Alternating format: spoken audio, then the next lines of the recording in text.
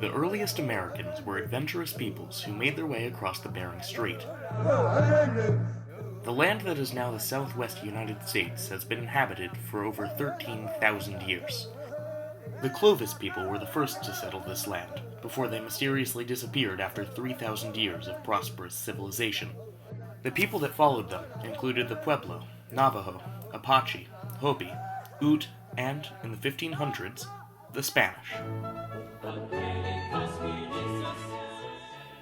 Europe's contact with the west of the Americas began in the mid-1530s when Cortés ventured to Baja California. Spain's vast colonial empire in the New World encompassed large sections of South, Middle, and North America, including what is now Mexico and the southwest United States as New Spain. Spain's colonial impact on this land persists to the present, with the Spanish language still being common in this part of the United States, and in the presence of city names like Los Angeles, Santa Fe, and El Paso.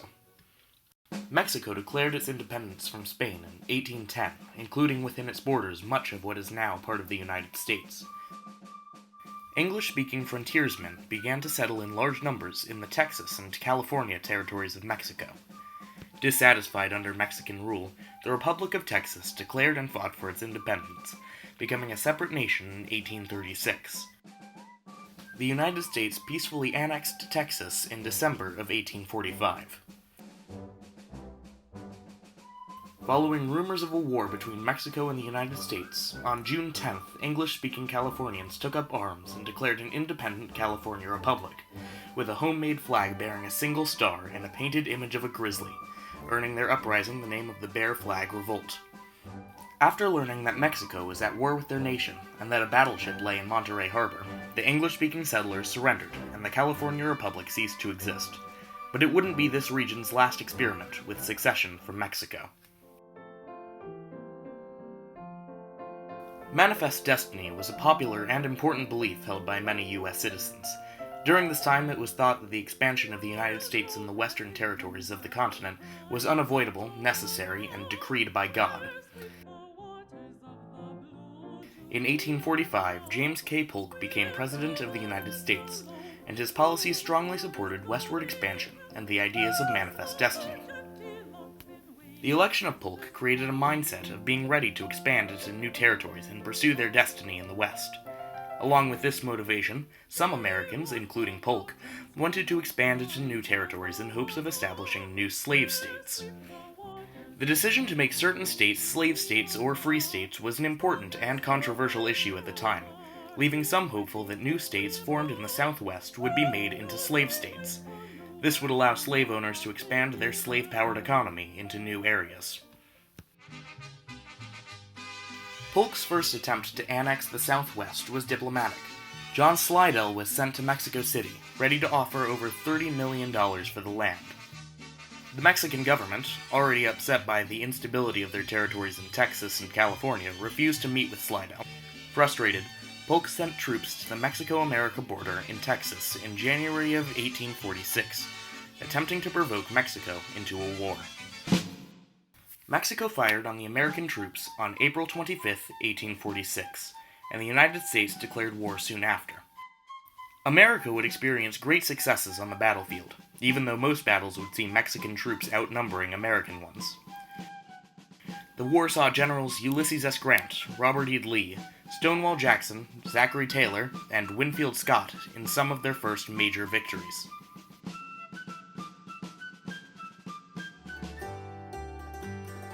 American opinions on the war were divided. Many Northerners and abolitionists believed Polk was only in search of more land to expand slavery into. Others simply thought that America was unjustly using force to gain that land. Looking back on the war, Ulysses S. Grant called it one of the most unjust ever waged by a stronger against a weaker nation. It was an instance of a republic following the bad example of European monarchies in not considering justice in their desire to acquire additional territory. Other Americans maintained that the war was justified.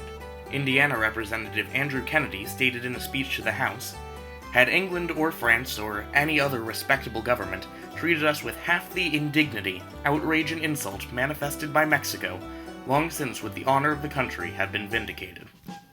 American forces continued to push southward. Troops under Winfield Scott captured Mexico City in September of 1847, and the fighting stopped. The Treaty of Guadalupe Hidalgo, signed in 1848, officially ended the war. Mexico received $15 million, and the United States agreed to pay for Mexico's debt to people living inside America's new territory. That new land, Mexico's territories of California and New Mexico, was nearly half of Mexico's land. It encompassed present-day California, Nevada, and Utah, as well as parts of Arizona, New Mexico, Oklahoma, Colorado, and Wyoming. Mexico also agreed to revoke all claims to Texas. The United States had finally annexed the land that was their destiny, but that did not mean that everything was settled. After a large population boom following its gold rush, California applied for statehood in 1949. By this point, slavery and its possible expansion to the west was threatening to end the Union, and California, a largely abolitionist territory, as a possible state would not help. After months of debate, Congress agreed on the Compromise of 1850.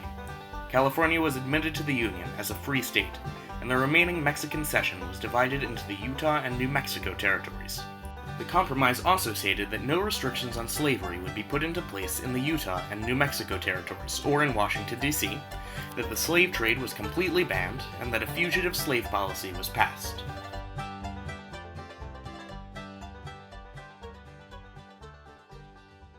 With growing dissatisfaction on both sides of the issue of slavery, and both sides having to give up more and more important concessions, it was only a matter of time before America would be at war again.